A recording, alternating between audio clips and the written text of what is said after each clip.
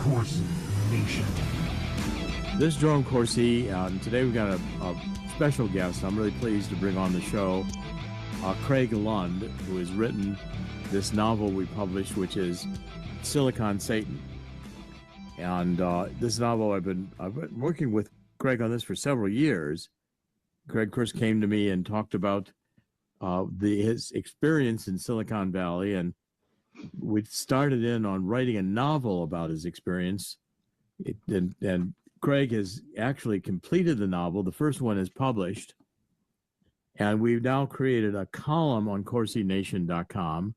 We're going to show you that in a minute. And Cregg is writing a second novel, and it's being serialized on our website. So here, Chris is showing you the website. And if you scroll down, you'll see here, in fact, we have a Silicon Satan column right there. And a chapter of the next novel is displayed there. You can read it. And that's in that window, we will be having the next serialization. It'll be a serialized novel. And when you go to the homepage, homepage for Cregg on our website, you'll have additional information. So when you click, I believe you click the white bar. Can you navigate there, Chris, to his page? I think it's the red bar beneath the story, right there. See that red bar? You click that. I think there you go. This is Cregg's page on our website. Okay, and you're going to see who he is, various aspects of previous chapters. Cregg has his own website, siliconsatan.com. We're going to talk about all this. He's a brilliant programmer. He does a lot of animations. I think it's going to be, to me, this is a very important part of the program, because I want people to understand that the satanic nature of life exists. It's real. It's not fantasy. The demonic is part of our spiritual existence, and we have to fight it. And with Cregg's experience, we're going to be able to understand what he went through. He experienced it. He escaped. He's now living off-grid and is still recovering from the experience. But these novels are part of the therapy of him sharing his experience and working it out internally. So, Cregg, thank you for joining us. And I admire your courage in confronting these demons and writing this book. Well, thank you for having me, Jerry. Well, let's start out with you were a programmer in Silicon Valley. Yes. And tell us how you started in Silicon Valley, how you got there, and what you were doing, because you really were on a fast track to be making huge amounts of money and to be very prominent in Silicon Valley. Yeah, I like to say I Forrest Gumped my way there. I never really intended on getting a degree in computer science. I was always interested in math and physics. And I was in Monterey. I was at Monterey Peninsula College taking physics courses, and my physics teacher was the one who talked me into applying at Cal Poly in computer science. So I did, and I got accepted. Even though I was a high school dropout, I got accepted. And next thing I knew, I was in Silicon Valley. Well, you must have been kind of happened that fast. Must have been done pretty well in computer science. I did very well because I had a very strong affinity for math and physics. So if you know math, then you know computer science. And back then, you have to remember, this is a long time ago. This is 30 or 40 years ago. Silicon Valley was a much different place, and programming was a lot different. I mean, when you were programming back there, you were down at pretty close to the hardware level, whereas today you're 3 or 4, maybe 6 or 7 layers up. Yeah, you're almost at machine code level, down at that level. Yeah, I did write a lot of assembly code. In my past, and I have code all over the place now. It's kind of odd. In fact, I have code in the Unix kernel, which means I'm certain there's Unix systems on SpaceX rockets. So that means I have code up in space. Yeah, I mean, this is very advanced stuff. Computers operate in 1 and 0. And assembly language is the structure of the ones and zeros that tells the computer what to do. Yeah, so to speak. I look at it as on and off. Any real computer scientist will look at it as on and off. I mean, these are on and off states. You have two binary states, and that's the confusing part about quantum computing. Maybe we'll get there, but I'm very interested in how this works, and I cannot figure it out. And every time I get to the that particle, I forget the name of it, that they say is making quantum computing possible, I hit a wall. So there's something else going on, and I'm pretty certain I have it figured out at this point. Well, we'll get to that. Now, in Silicon Valley, you had a career and you started getting employed. And why don't you tell us about how your career track progressed? Well, let's see. It really started while I was still at Cal Poly. I had a strong background in construction, living on a horse ranch. And so I was taking construction jobs to pay my way through college. And I hooked up with this one guy who happened to be working at Diablo Canyon. He was one of the managers out there at Diablo Canyon. And his wife would make us lunch. And so I went to his office one day, and he had a bunch of stuff on the whiteboard. And he was explaining it to me. I don't really remember what it was, but I figured it out for him. I can't recall what exactly it was. But I figured something out for him, and he was impressed. And so he hired me as a part-time programmer, even though I hadn't graduated yet at Diablo Canyon. And then, so I worked there for a couple of years, but I had to keep it real quiet because in San Luis Obispo, so, it's a very liberal town. You really didn't want people knowing that you worked out there because they were protesting all the time. And what was his name? I can't remember the guy's name. Jackson, something or other. A musician was out there protesting, so I had to be very careful about Jackson Brown, I think it was. Jackson Brown, yeah. Jackson Brown. Jackson Brown, yeah. Jackson Brown. Yeah, so I got to meet him going into the gate. And then I just, everywhere I went, I was meeting people and getting new opportunities. And it happened very fast, very, very fast. I graduated with a lot of people who ended up working for me. And not directly, but I was 4 or 5 levels ahead of them within 3 or 4 years. In 3 or 4 years, I was already at executive level management. And a lot of it had to do with going to these parties and meeting the right people and not backing away. That's how you make it there. Is a lot of people have this idea that you can go to Hollywood or Silicon Valley now and say, hey, I'm here to sell my soul for fame, and it doesn't work that way. You got to have skill, you got to have that X factor, you got to have that charisma, and you got to be willing. You got to show that you're willing. And it took me a long time to get over the fact that I did that. I did these things. I did a lot of these things. At the time you don't think about it. It's just happening so fast. And then one day you look back, you go, man, what am I doing?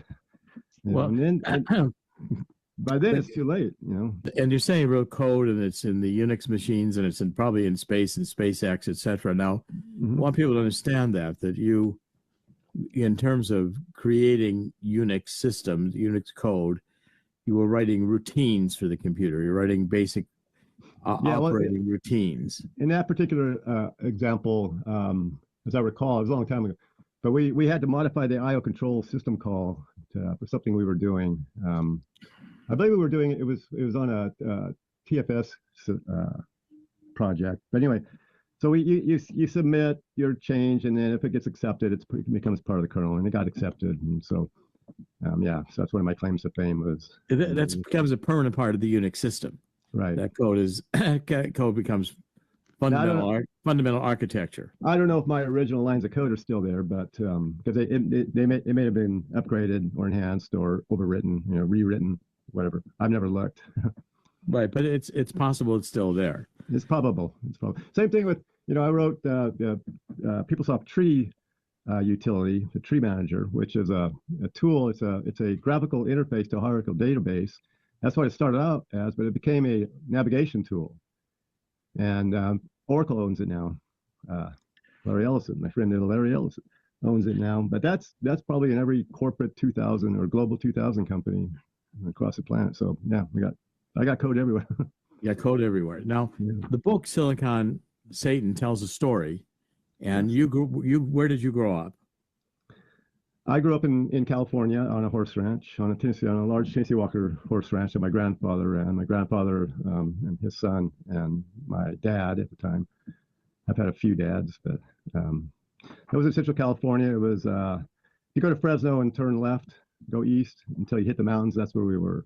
Yeah, and the story takes place in the same locale. I Yeah, mean, you, pretty you much. fictionalized your life story. What I was trying to do was give some background as to why I made the kinds of decisions that I was making.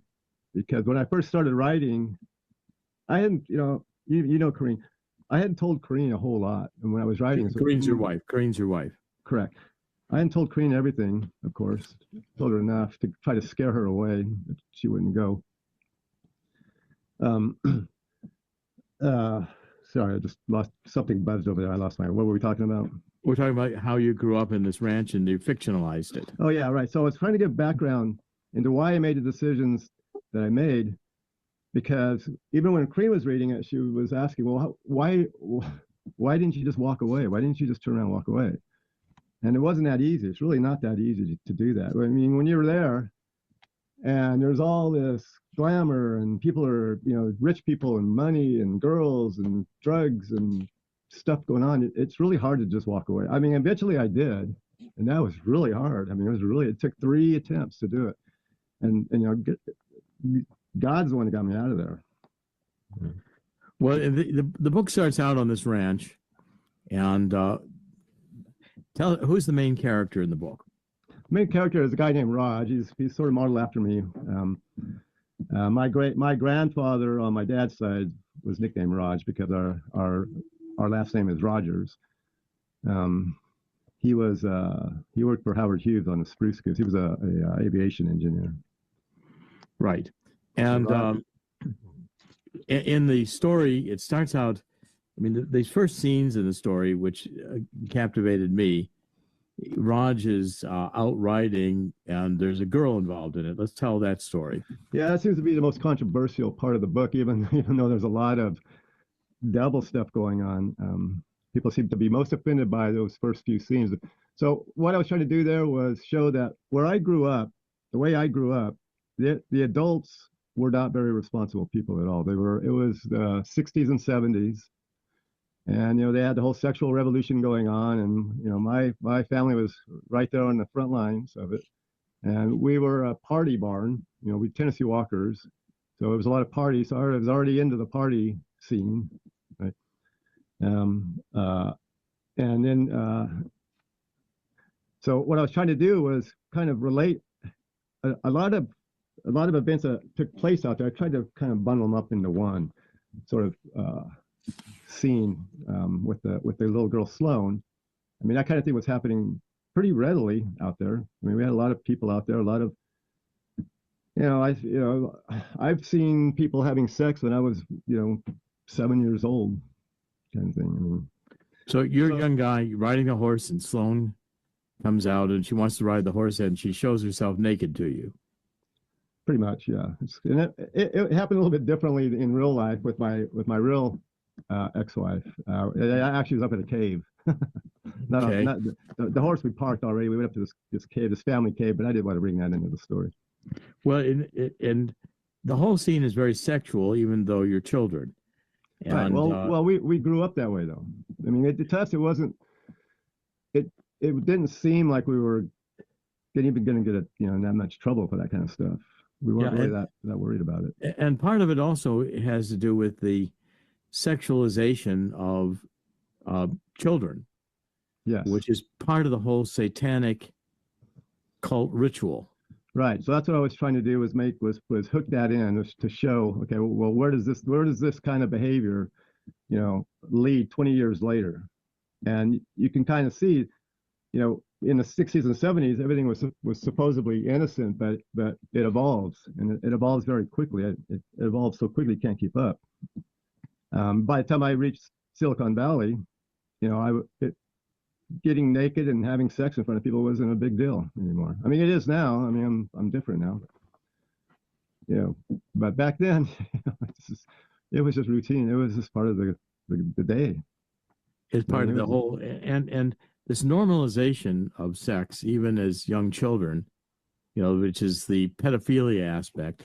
Yeah. And it is now, I think, a worldwide major issue of corruption in terms of the ruling elites, the wealthy elites, the World Economic Forum elites, the Silicon Valley elites, Hollywood elites, government elites. I mean, it's for the average person, it's almost hard to get your mind around that the sexualization of children or the pedophilia is central to this whole satanic orientation towards life. Yes. And, you know, once I broke out and I started looking back, I felt very guilty because it seemed like it all started with us, but it didn't. It started a long time ago. You know, it's been going on for thousands of years. But it felt like it started with my generation. I've carried around a certain guilt for a long time. Started doing the research and realized there is something big in the world, something very big that I ran into, and I'm going to figure out what it is. Well, I mean, you've even got parts of the book. It's a fascinating book. When people start reading this, first of all, I guarantee that your first reaction is going to be, this is not easy to read because some of it's just shocking. And it's not pornography because it's not written for the point of view to titillate. It's the sex is really almost in some ways not repulsive, but it's so twisted that you're realizing a spiritual dimension to what a spiritual perversion. Yeah. And the darkness of it is what hits you. So when people start reading this book, sometimes they can't get very far because it's dark. And then once you get over that, then they get captivated by the book and people get to a point where they can't stop reading it. Yeah, and the fact that it's borderline pornographic should be a warning. It should be a big red flag. I didn't write pornography. I wrote true experiences. I fictionalized. I changed the names and the places, but the events were common. So if people today still think that's borderline pornography, then they have a lot of catching up to do. A lot. Yeah, and for instance, when you talk about what you just mentioned, the fact that this has been ancient, part of the book goes on, discusses getting into Hawaii. Yeah. And you go into the ancient rituals in Hawaii, which involved sacrifice and eating and cooking of babies. Right. So when I done a project in Hawaii on the Keck telescope. I wrote the process control system for the dome and shutters of the mighty Keck telescope. And I learned a lot about Hawaii being there. My friends were Hawaiians. And then when I came back and ended up in Silicon Valley, this was just before I had gone to Silicon Valley, and then I got that project, that job. And so I spent 2 years in Hawaii, and then I came back to Silicon Valley. And I started noticing there's a lot of Hawaii. There's a lot of Hawaii in Silicon Valley. Why is everybody so infatuated with Hawaii? And then I kind of put the pieces together. It's because they're cannibals, and Hawaii is one of the most successful, if not the most successful, cannibalistic society in history. And the reason why they were so successful is because they were isolated, first of all, and because they had two classes of people. They had the elite, the royal class, and then the commoners, the kamainas. And they were very careful about what they ate. They wanted young, healthy, and pretty much nothing else. But a lot of it was punishment as well. But that's why you see a lot of these guys, they're building these big mansions in Hawaii. When I was there one day, I got lost, and we ran out of gas. And when you run out of gas in Hawaii, you're kind of lost. And I saw these lights, and I crawled over there, and it turned out it was Harrison Ford's new place. Nobody even knew he was building this place. And it's just a big mansion right there. So everybody's building these mansions, and they like Hawaii because they like the spirit of the successful cannibalism, I suppose. They're drawn to that. The demons that hang out with them are drawn to it, and they're all there. It's like a big club over there. Well, the demons are real. I mean, you're talking. They're real. They're very real. Yeah, they're here right now. The spiritual entities that are present. Yeah, and that people begin to perceive them. You learn to recognize them. You learn to see them. And they are actual existing beings. Yeah. Yes. Yeah. And what I've learned is if you don't want to see them, it's really hard for them to be seen. There are a lot of limitations that these demons are under. And that's why they have a lot of knowledge. They have a lot of, I guess what I'm writing now is about how are we getting this knowledge from these watchers? You know, how are we getting this quantum computer technology that we don't even understand? And it's very difficult to get. It's not like they just hand you a set of specs. You know, it takes a lot of ritual to get to that point. It takes a lot of ritual to do a lot. That's why the rituals are so prevalent in Silicon Valley and Hollywood. It's all about the rituals. People don't realize it, but they're running us all through rituals all the time. Every time you watch a Super Bowl halftime, you're part of a ritual. Every time you watch the Olympics shows, you're part of a ritual. You know, there's a lot of spell casting going on, especially these days. I see a lot of it now, a lot of spell casting going on. That's why you got these people walking around like zombies. They're under a spell.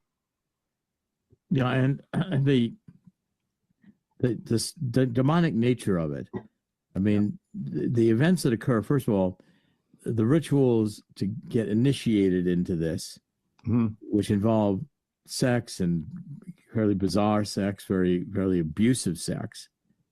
Yeah. And, you know, if you're going to be initiated into it, the experience of the ritual almost co-opts you into not being able to get away from it. In other words, it captures part of your soul and captures part of your being.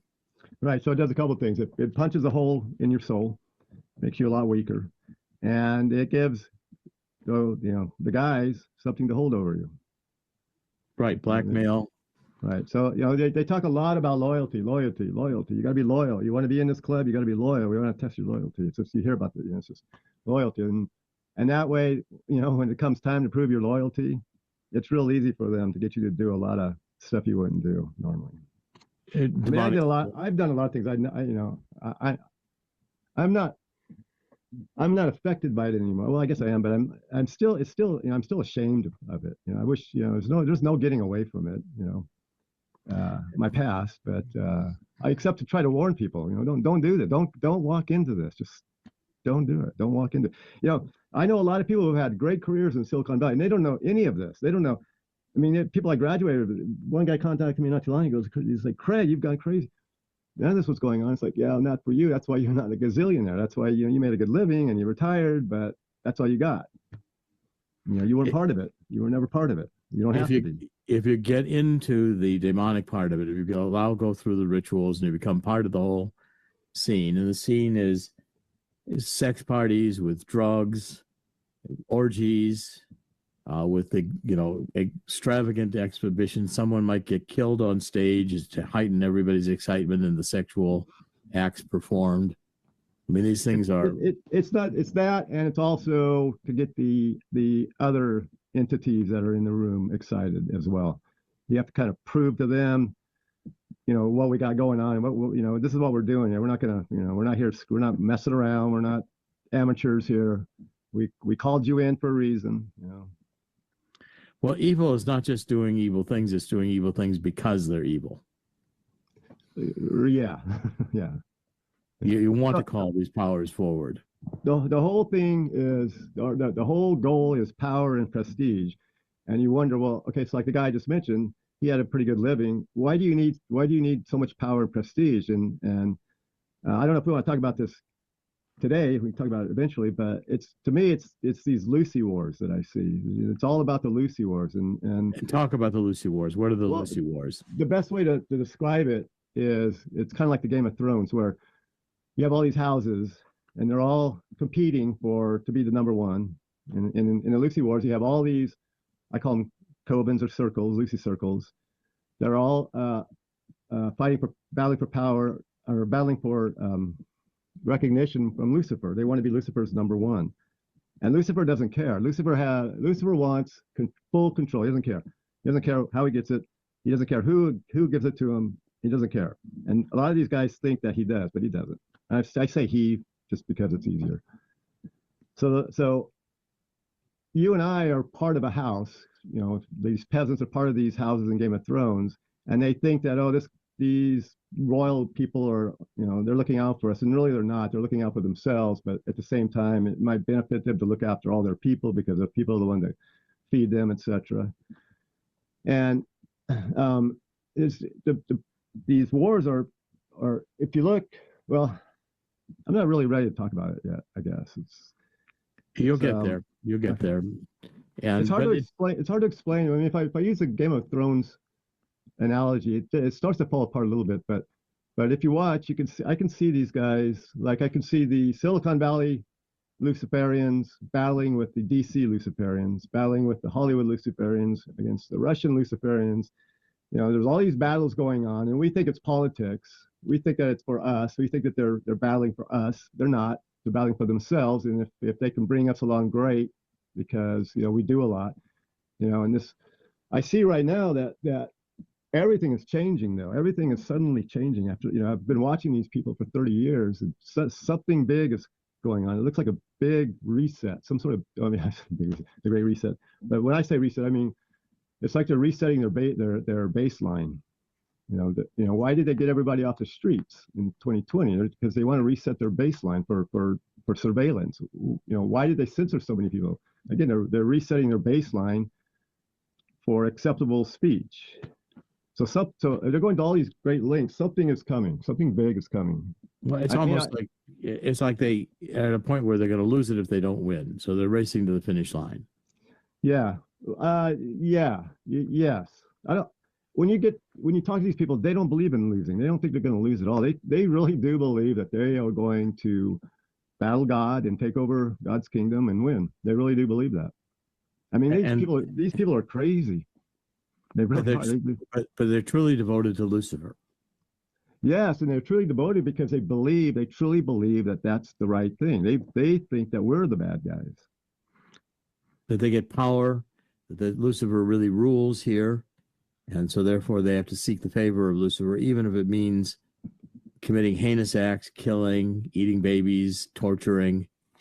But if you are brought up to a superhuman level, then when you devour a human infant, you don't look at it as a human infant anymore. You're not, to that person, he's not really committing a sin anymore, because you're consuming the power of the entity. Yeah, that yeah. You're feeding on something that is evil, but it's building your power. But again, they don't. It's hard to say, but they don't see themselves as evil. They're not. To them, they're not doing evil things. They're not doing anything wrong. They're doing what they are supposed to do. They're doing what should be done, as far as they are all concerned. You know, and a lot of these people are very, very, you know, these are the richest and wealthiest people in the world, and they have these secret life where they think that they're going to live forever, and Lucifer is going to be their god, and they're going to live for, you know, yeah. Well, you know, the book has a lot of dramatic scenes in it in which this is all played out. And as you get into the book and you start getting seduced into reading the logic of what's going on, the logic of the sex, the logic of the relationships, the logic of the drugs, the black magic, all this stuff begins to create a world that is so foreign to most people that it's hard to believe it even exists. But it is, but it is not fantasy. It actually exists. It does exist. A lot of times they'll make it look fantastical on purpose, just to throw everybody off. That's where the Satanists come in. They like to use the Satanists. So there's a difference between the Luciferians and the Satanists. The Satanists are amateurs. They don't really know what they're doing, but the Luciferians will use them as cover. If something goes wrong, you know, every time I went to one of these big parties, there's always, the Satanists are always there. But that way, if something goes wrong, they'll just blame it on them. They'll say, stupid Satanists did another botched, you know, sacrifice. They don't know what they're doing, you know. So when you see that, then you know, oh, something got botched, somebody screwed up, something went wrong. They're never going to get caught. The people that were there are never going to get caught. It's going to be these poor fools in these, you know, these gothic outfits that will take the blame. I just got to read a couple paragraphs here. This is on a paragraph that's dealing with Easy, a character you create called Easy. Easy, yeah. And say, my favorite. Who is Easy? He says, wait till you meet him if you ever do. He's really ugly and big, like he could eat a bear raw. He's also like the nicest guy I've ever met. It's really strange. If you saw him on the streets, you'd be like, oh my God, he's going to kill everybody. Then you have dinner with him and find out he's very articulate and intelligent. There's a very different way of looking at things. Anyway, he and Dana are getting married at the ranch in a couple of months. He said he was going to invite up about 3,000 outlaw bikers, including a couple dozen real Hell's agents. You should come if you can. Talking to Raj. Yeah, Hell's Angels. Yeah. Hell's Angels. Now, scenes like this remind me of saying, that the nature of the sophistication of Lucifer. This is a sophisticated and elegant, represented as a life that's higher, above. That a man of class and distinction, or whatever the Rolling Stones said. Remember the Rolling Stones song about Satan? Yeah. Which is, a man of class and distinction. Sympathy for the devil. Sympathy for the devil, right. And so, but at the heart, there's an element to it which is frightening, but at the same time attracting, as if this is powerful, interesting, strange, but alluring. Yeah, seductive. Very alluring. Very alluring, and there are many scenes in the book like this, and as you begin to get into it, you see the seductive power of it all, and yet, and these people advance. These are the people who are blessed. So they get to head corporations. They get all kinds of money. Everything is working powerfully. Right. But you can't opt out, can you? You can. That's what makes me unique. I don't care if people believe me or not. I was on that track. I mean, I was definitely on that track. I was going far, and God got me out of there. That's just no other way to say it. How did that happen? Well, the first thing that happened, the first weird thing, I started having urges. First of all. That this isn't. I got to get out of here. This is weird. I don't like doing this anymore. I don't care where I'm going. And when I started having urges, I know all of a sudden I noticed that the people I was working with seemed to have picked up on that, because suddenly I was sort of a bad guy. And then ultimately, and this is going to sound strange, but I got thrown into maximum security mental institution. I mean, these guys got me thrown in there. This is the J ward of Marathon Mental Hospital. Yeah, that's the mental hospital in the Bay Area, and J ward is the belly of the beast, and I got thrown in there, and it wasn't looking good for me. And this voice that I put in the book got me out. I escaped. I was able to escape by listening to this voice. It sounds crazy, but I mean, who has ever managed to escape from maximum security mental institution? You escape from jail and you're a murderer, people think, okay, you got murder. You escape from jail and you're a drug guy. You escape from a mental institution. They don't know what you're going to do. So I was a fugitive in 3 counties and 22 police agencies. And it took me about a month to get out of that. But I finally got out of it. And then, of course, I went right back into Silicon Valley. So I kept doing what I was doing. And the next thing that happened was I got really sick to where I was in the hospital. And I had to have a heart valve transplant. And that's when I thought, well, okay, this is the perfect time to get out of here, because I'm going to be laid up for a long time, and I can kind of fade away. And that it took a year for that to happen, for me to get through all that. But again, I started going back. I started going back. So then the third thing that happened was we got ran off. There was a passenger in the car. I got ran off the road. We went down the cliff, and I broke my neck. And next thing I know, I'm in back at Stanford Medical Center with a broken neck and paralyzed. They said, you're gonna be paralyzed. You're gonna be in a wheelchair the rest of your life. My sisters had already making plans to shoot me in the head, because they knew there's no way this guy can live in a wheelchair. And then after about 4 or 5 days, I could start moving again, and pretty soon I'm moving. And then I found out that I'm getting a whole bunch of money out of this. A whole bunch, these guys, when I was backing out, when I was trying to get out, they start cutting things off. They took away my card, they took away my credit cards. And now suddenly I had like $500,000 of my own money from this car accident, because I still had really good insurance and stuff. So that's when I took off. I went up north, Northern California, hit out, hooked up with a couple horseback riding outfits up there.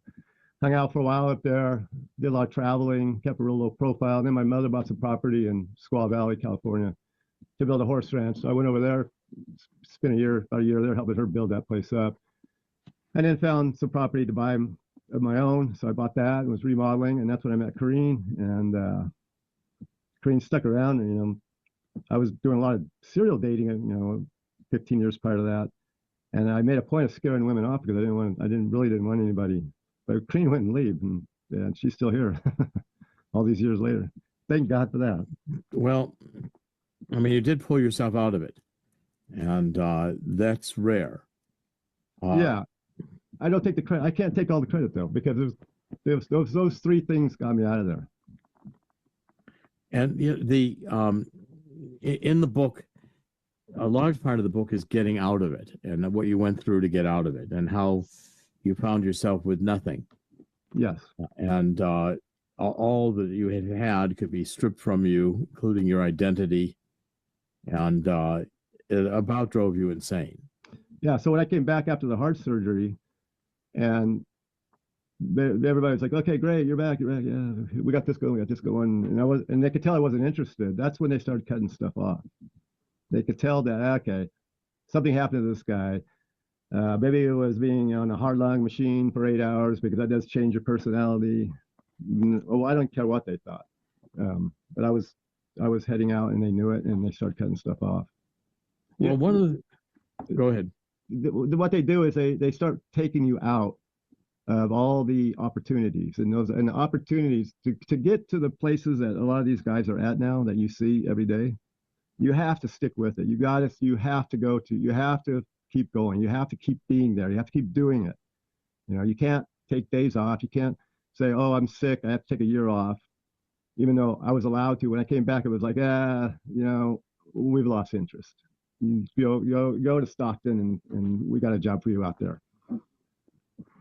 Well, the whole process of getting out, and you're good on this too, and we'll do much of this discussion to interpret things that we're seeing in the world from a Luciferian perspective.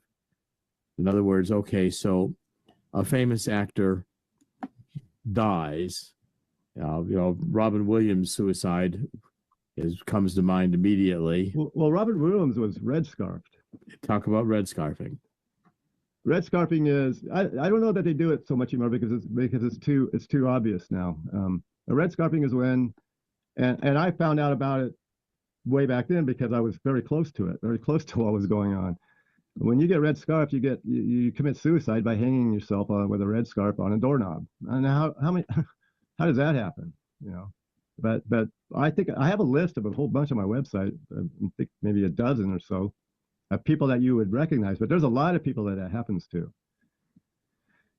That just means that Robin Williams had his contract was up, and he wasn't willing to renew it, or he was about to do something. He was about to whistleblow or tell on them.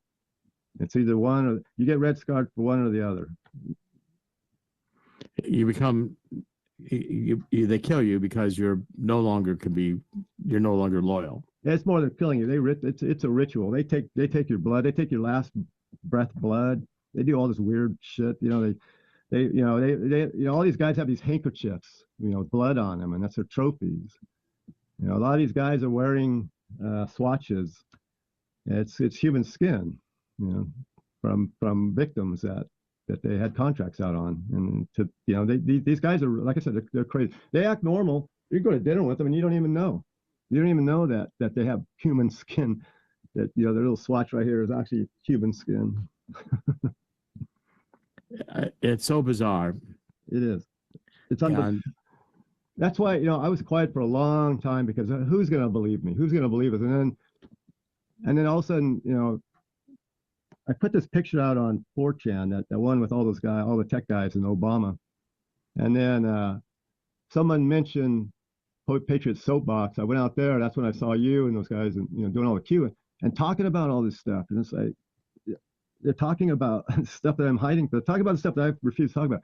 Maybe now I can start talking about it. And that's when I contacted you. Well, there was a picture. I don't know whether you can find it, Chris, but there's a famous picture of Obama in Silicon Valley, and he's at the table having dinner and drinks, and he's surrounded by all the luminaries at the table from Silicon Valley.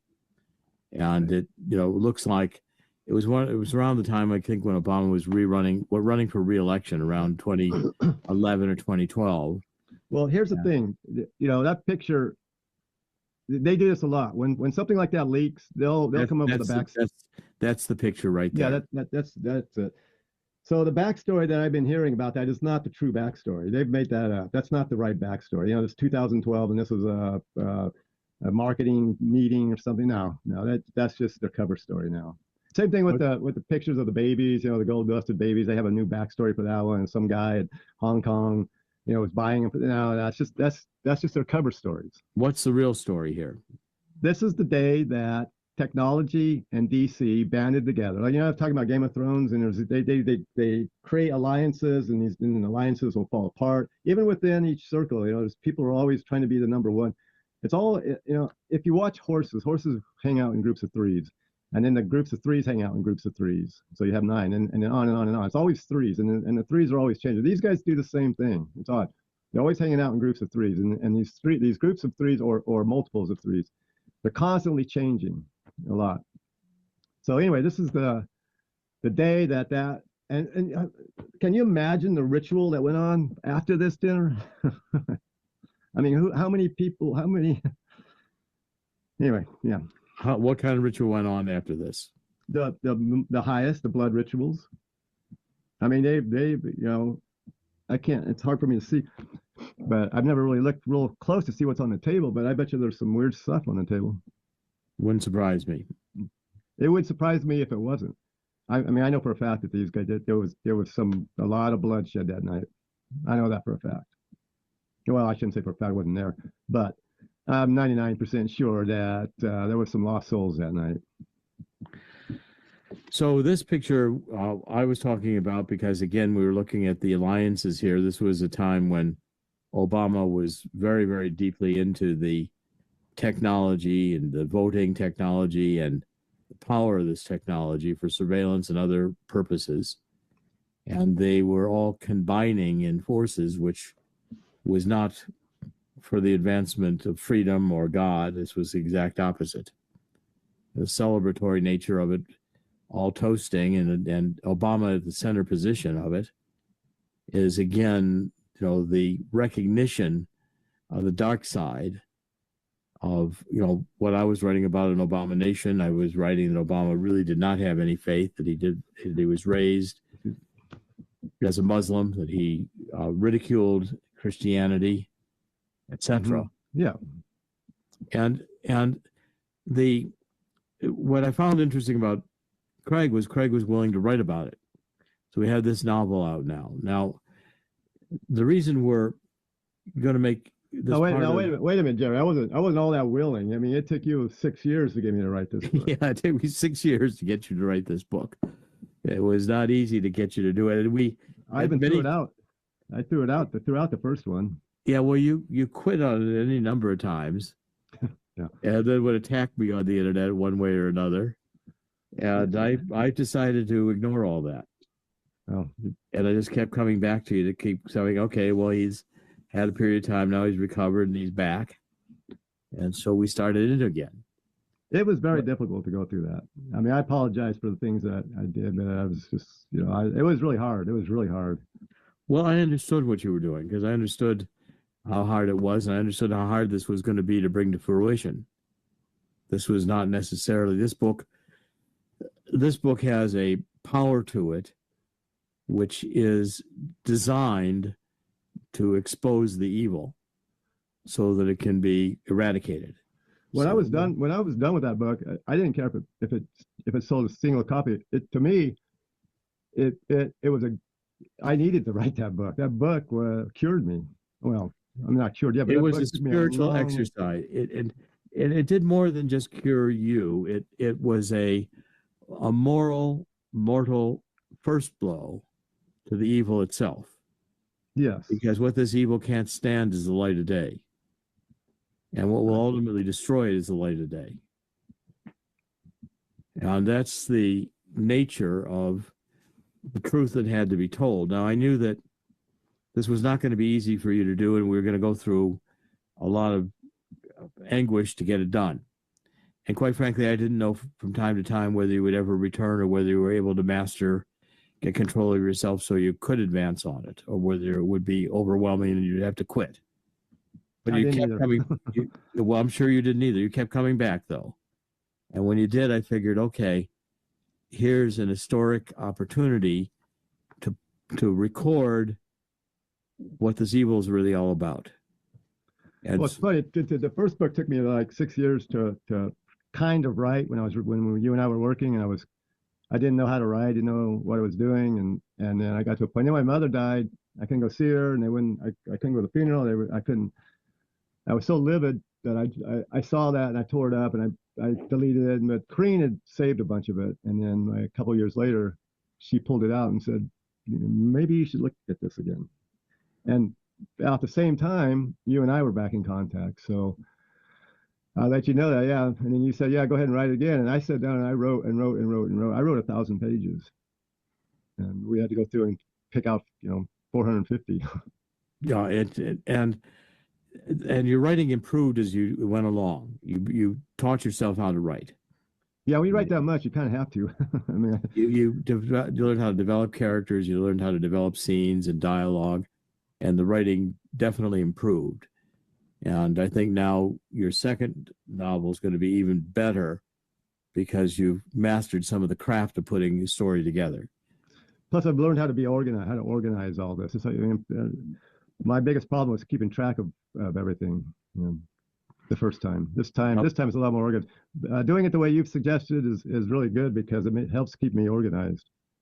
Yes, well, I think the second novel, I think what's going to happen, and Chris, you can take that picture down now. We've had enough of that picture. But by the way, I just wanted to point out that, okay, so if you look, that's Larry Ellison's table. Yeah. Right there. And Larry Ellison has 2 children. I don't know if you're aware of this. So both are top shelf Hollywood producers. Any big movie you can think of, you can name right now, they're involved in. So that's where the Hollywood connect. So you got the Hollywood connection at that table as well. Right, and a lot of those people are involved with companies like Google and other companies, and these were the top people in Silicon Valley that were creating today's social media, today's advanced computing. And, but what I'm suggesting is that it was more than just we're going to do all that. It was also, and we are going to take down the DC Lucy's, and we're going to take down the Texas Lucy's. They were forming an alliance at that table. That's what that was. I'm surprised that they let somebody take a picture of it. I'm surprised that picture got out. I would like to know who took the picture. I have no idea. I've never been able to find out either. It just appeared, and when it did appear, it caught my attention right away, and then you helped explain it to us, and we began to be aware of this dimension was actively involved in our society. And I think one of the things right now going on even today, I look at Europe and see Macron wanting to go to war. And of course, Macron is married to an older man dressed as a woman. Yeah, and isn't that also his father? It could well be. That's Candace Owens is bringing this out that his father left, came back as a woman, and he's a pedophile and married his own son. So Macron's weird-looking wife is actually his father, his biological father. And you've got equal bizarre natures throughout the EU, and these demons now seem to be wanting to go to war with Putin, putting European armies in Ukraine, which is insanity, in order to have their evil not exposed. And the heart of the evil that could be exposed is probably what's in the Epstein files and other files, which will come out. I mean, these are, Epstein was, I think, probably a triple agent working for the CIA, the KGB, and the Mossad, and his job was to entice people into bizarre sexual behavior, including pedophilia and other human sacrifice, who knows, and record it all. Even if the Epstein files come out, Jerry, it's going to be a nothing burger. There are so many Epsteins. Andrew Tate is an Epstein. P. Diddy is an Epstein. There are Epsteins everywhere. Oprah Winfrey is an Epstein. His file doesn't really matter. I look at it as it's just a distraction to keep our eyes off the rest of them. So now we know that this is going on. Here's the guy. Here's the focus on this guy over here. That's the source of it all. That's once we got that taken care of, it's going to go away. Have you seen how many of these Luciferian elites have these crazy children over here in America just as well? I mean, this is crazy over here. You know, I'm gonna hold off on deciding what I believe about Trump for now, because Trump seems to be a savior, and that makes me very suspicious. But maybe he is. Well, I've known Trump for a long time, and Trump known me a long time. Trump was no idea. Well, I'm sure, but Trump was also celebrity New York and celebrity worldwide, and he certainly had the opportunities to participate.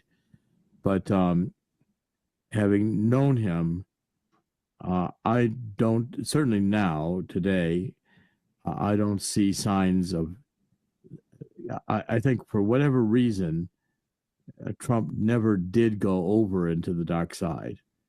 The thing about Trump that people have to remember is he was raised Christian. His father was up in the, I think the Bronx, and they would every Sunday go into Norman Vincent Peale's church in Lower Manhattan. Norman Vincent Peale was a very, very prominent preacher in the 1950s who wrote The Power of Positive Thinking. And I think the formative aspect of Donald Trump's life did begin in Christianity and did begin with that positive attitude, which has persisted in Donald Trump. So, I mean, I do not see signs of the Luciferian in Trump at all. And you know, you could say I might be being fooled and it's there, but I just don't see it. And there's others for whom I have no doubt about it. I do see it, but what I'm saying, for example, the Gaza Vision video, first of all, it's 33 seconds long. 33, I mean, you can call that a coincidence? No, it's not. It's not. 33 is never a coincidence anymore. If the number really is 33, they'll change it to 32 or 34 or 35. 33 is a marker. There's bearded belly dancers in that video. What's up with that? What's the bearded belly dancers all about? There's the golden statue, remember the golden calf, 35,000, anyway, like I said, I'm going to hold on. Right now, he looks like a savior who's being tarnished, but I don't trust anybody. I really don't. Well, that video seemed to me to be, first of all, I'm not sure who produced it. He put it up on his social media. I'm not sure who produced it, but I'm hoping that he saw it, liked it, and put it up too fast. That's, I think, likely to be what happened. Is that it's for instance, in the Disney movies, when they go back and they show all the Satanism in the Disney movies going back to almost the very beginning. Yeah. Someone put that there. Right. Now, knows Walt Disney is Satanist? I'm not, I haven't crossed that path yet. That to me is not what I saw in Walt Disney. Okay. And it's now you were showing your imagery here. So I think that was, that particular video was bizarre. Okay. And it could have easily been a mockery of Trump that he did not fully perceive as such. And he liked the idea that it showed the vision of a resort Gaza as opposed to a terrorist Gaza. Right. It looked like the kind of thing that Trump, the developer, would do. Yes. Until you look close. Well, as I say, I don't know who produced that. Yeah. Well, what I've heard is it's an AI produced video from some hack group. I mean, that's as close as I can get to where did this thing come from. Yeah, I don't think it was Trump produced. No, because otherwise they would have said so. Yeah, and I think he just didn't vet it. He put it out, didn't vet it. I'm hoping that. Well, I think he didn't think about it very hard. Yeah.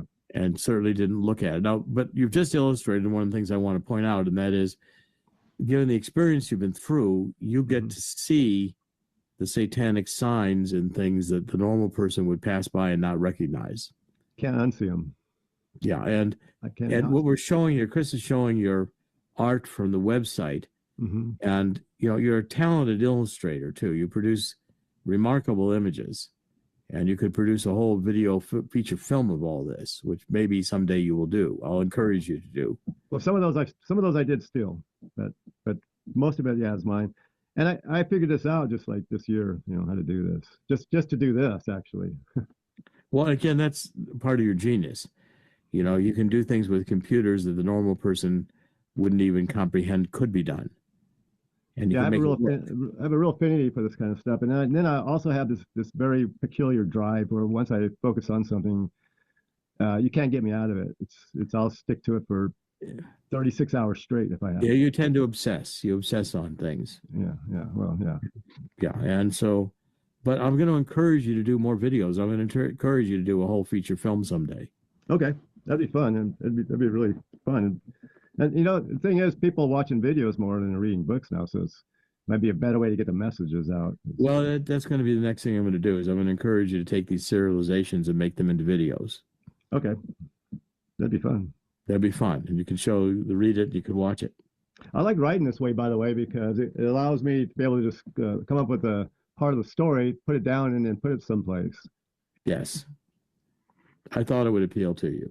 Yeah, and then now I want you to take these segments and make them into videos. Okay. All right. Okay, now you realize that through all this, you're going to develop a cult following. Okay. Okay. And I'm not very personable. I may not follow up. Well, you're completely you have your social skills are lacking. Yeah. And you don't care. I've done that on purpose. I don't, I hate going to town. Last time I went to town, I got my teeth knocked out again. I know that, and I think that was an attack. Yes, it happens a lot. It's the third time I've had my teeth knocked out. Well, they don't want you talking. Be like dice, huh? They don't want you talking. These are all new. But see, the point is that. So the cult following, yeah. Well, it's necessary in order to get the word out. In other words, for people to really see this. It's not for people to be attracted into it. That's not the goal. God, hope not. Yeah, if that happens, then the goal is I'm held down for sure. Then no, the goal is for people to see the seductive dark side of it, to see the true evil of it, to see what we've got a choice as human beings. We're at a point now where we could destroy everything with thermonuclear war. It could do it in 15 minutes. It can wipe out all the population of the world in probably half an hour. I believe we're at a point now where everybody sees this, and everybody needs to make a choice at this point. Yes. I mean, you can't play dumb. You can't claim an ignorance anymore. It's out there. I mean, if you watch any show, I grew up with all these shows. You did, all these shows, and now I would try to watch them, and it's just satanic. It's just Luciferian all over it. I can't watch it. I can't watch any more football games. I can't watch the Grammys or the Oscars because that's all I see, and it's just. To me, it's terrifying because people are loving it. They're loving it. Point. Once they see through it, once people perceive it and can understand the evil nature of it, which is essential to do, we're not going to defeat this by hiding it. We're going to defeat this by exposing it. For instance, the Democrats in the State of the Union sitting there and looking like they were all about as evil as you could get. And they appeared evil. I mean, the evil began to exude from them, their hatred, as they sat there and watched these people being celebrated, who were celebrating God, and a child who had brain cancer and wanted to be a cop and gets a badge to be an honorary Secret Service agent. That kid, his joy at that moment was almost, you bring tears to your eyes. And these people are sitting there with hate in their heart. Okay, now that's, again, once we demonstrate this to people once they see the facade, once they see the evil disguised as attractive and alluring. You know, because that's the whole. Satan is fundamentally a liar, and so therefore the attractive facade is to seduce you into horrors beyond imagination. And once you see that, then you are armed to not be seduced by it and to reject it. You know, the fundamental prayer is to renounce Satan. Yeah, what I'm hoping with this book is that when people read it, is that A, they can recognize what's going on, and B, that they will realize how horrible people really can be. I mean, as you know, I toned down a lot of this because I had to. Otherwise, it wouldn't have even gotten published. It would have gotten banned. But people need to realize how it's not just a little bit here, a little bit there. It's deep, it's big, and it's everywhere. So someone goes against the loyalty, so they'll kill you and kill your children in front of you, torture the children, and then kill you. It kind of depends on what level you're at. If you're at a high level, they'll take that chance. If you're at a low level, they'll just oust you. I mean, I wasn't at a high enough level yet to chase me down. I was at a high enough level that when I left, when I really got out, and a couple of people were trying to get in contact with me, I let them know that I had the goods on them, and they stopped. So they were trying to lure me back. I knew what they were up to, and it was subtle threats, and I let them know, well, here's what I have. Do you remember that project I was on? Yeah. I took some Polaroids, okay, and Polaroids cannot be photoshopped. So, but anyway, yeah. Okay, so this is a first of many conversations, and we're going to. I want people to educate themselves because we've got to eradicate this evil. We've got to contain this evil. It's never going to be. Satan was created by God to give us a choice. And as more people understand the choice and understand the nature of evil, we have a greater opportunity to come to God. And it's not going to come to God, without a full appreciation of Satan. In the New Testament, Jesus Christ is tempted by Satan in the desert. And he has to come to the perception that Satan says, all this can be yours. You can rule over all of this. And Jesus says, what is it to rule over all this? It's nothing. This will serve me no good. And he didn't stop with Jesus. He kept doing that same line over and over. He's still doing it, and people are buying it. Yeah, they get seduced by the fact that in fact, once you begin to see the world as you see it, those who have just all this enormous wealth and all this enormous success and all this everything goes right for them in their life. They win the most basketball games ever, and they play the greatest events ever. They have the biggest corporations. They have billions of dollars. You say, this is not normal. This is the seductive power of buying into evil. You can own everything here, but you also sell your soul for it. Mm-hmm. And the price is you will do, in the process of gaining and holding on to all of this, you will do horrific things. Mm-hmm. And someone who would ruin a child's life, an innocent child born trusting parents, sold into sex slavery, that child's life, the crime of destroying that child's life is horrendous. It is abhorrent, and it's done every day. So then, now you understand why nobody on that left side clapped, or that right side clapped for that little boy. They don't see a little boy. They see something that they've been desensitized. Everybody on that side has been through those rituals. I guarantee that. Not everybody. A lot of them. And so when they see a little boy like that, they're not naturally choked up like you and I are over the goodness of the whole thing, because they're so desensitized. They're so ruined at that point that they can't recover. There's no recovery from that stage. No, that's No. they're already sold their soul to the devil. So, it's taken us 6 years and it's taken time, but this venture to get this exposed is a risk, but it's a risk that has to be taken because we are here not to hide from the evil, we're here to defeat the evil. Mm-hmm. And you're not going to defeat something you don't understand. True. Very true. Well, this is the first time I've ever come out. I appreciate you giving me this opportunity. I'll do better, as I go. You've done just fine. Tremendously nervous about not just being here, but what might happen after this. But neither one of us know. No. But the point is power of prayer.